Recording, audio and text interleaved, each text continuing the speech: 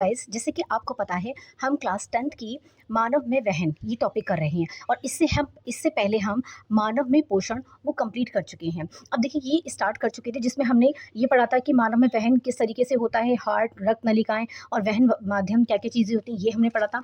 और जो ब्लड के बारे में हमने सारी इन्फॉर्मेशन पढ़ी थी कि ब्लड जो होता है उसमें 2 पार्ट होते हैं, एक कणीय अवयव होता है और द्रव्य अवयव होता है, जिसमें लाल रक्त कणिकाएँ, श्वेत रक्त कणिकाएँ और रक्त प्लेटलेट्स हम पढ़ चुके थे। जैसे कि हमने पढ़ा कि ये श्वेत कणिकाएँ और रक्त प्लेटलेट्स ना था आज, वो था हमारा द्रव्य अवयव। अब ये द्रव्य अवयव क्या है? देखिए ये वाला, जो कणीय अवयव था उसके तीनों पार्ट हमने पढ़ चुके थे।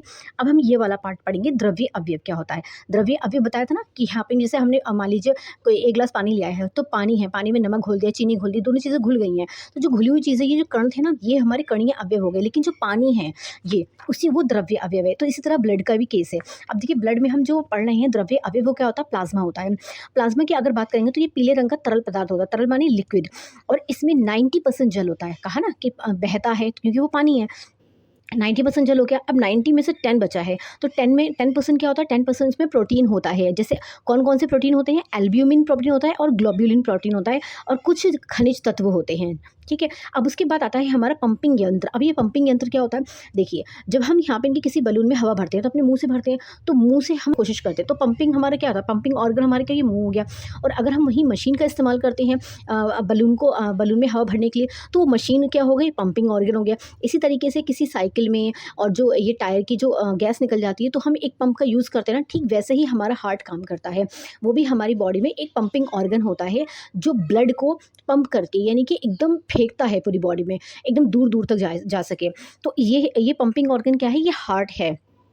देखिए हमारी बॉडी में ब्लड है, लेकिन उस ब्लड को पूरी बॉडी में फेंकने के लिए, पूरी बॉडी में पहुँचाने के लिए, पूरे हर हिस्से तक पहुँचाने के लिए एक मशीन होनी चाहिए। तो वो मशीन कौन-सी है? उस मशीन का नाम है हार्ट, ठीक है? जैसे कि हम पानी भरते हैं, तो हम पानी भरते हैं तो नीचे मोटर लगी होती है, टंकी हमारी छत पर होती है। तो उस पानी को नीचे से ऊपर पहुँचाने के लिए हम नीचे क्या लगाते हैं? एक मोटर लगाते हैं ना। ठीक वैसे ही ऐसी ही एक मोटर हमारे बॉडी में ब्लड को पूरी बॉडी में सर्कुलेट करने के लिए एक मोटर है, और उस मोटर का नाम है हार्ट।